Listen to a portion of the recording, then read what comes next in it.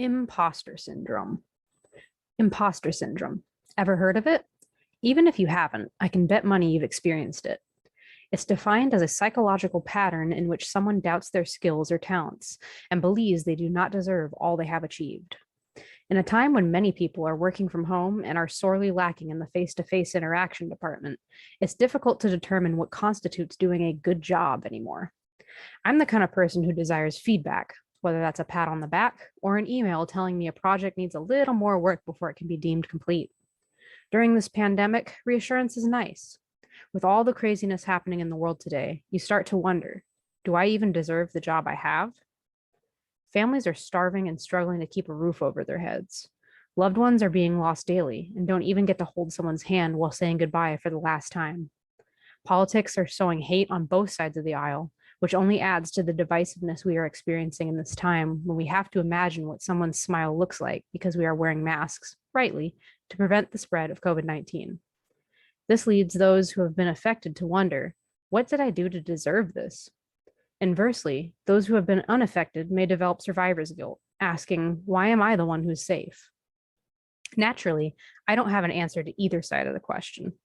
The women in my Bible study group often joke that when we get to heaven, God's going to have some splaining to do. You can live your life as close to the Bible as you possibly can and still have bad things happen to you. If imposter syndrome is the belief that one doesn't deserve all the good that comes their way, I'd say more of us have fallen into the trap of spoiled syndrome, the constant mindset of, I read the Bible every night, give to the poor, and never lie, cheat, or steal. So why won't God grant me this one thing I want? Know this, God doesn't owe you anything. He's God, you aren't. It's as simple as that. If you're a Christian, you know it is by grace you have been saved through faith. Ephesians chapter 2, verses 8 through 9. The next part of this verse is vital to break yourself of the deserving mentality. This is not from yourselves. It is the gift of God, not by works, so that no one can boast. We don't deserve God's grace. It's something he gives freely. We can work 60-hour work weeks, spend every day of our lives at a soup kitchen, or give everything we own to someone less fortunate, and it still won't be enough for us to deserve this amazing gift. So the next time you find yourself questioning why he isn't answering your prayers, ask yourself if your heart and mind are in the right place. There's no guarantee he'll grant you what you asked for, but it's a better start than going into it with an entitled mindset.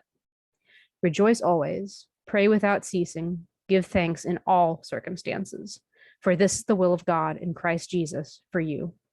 1 Thessalonians chapter 5, verses 16 through 18.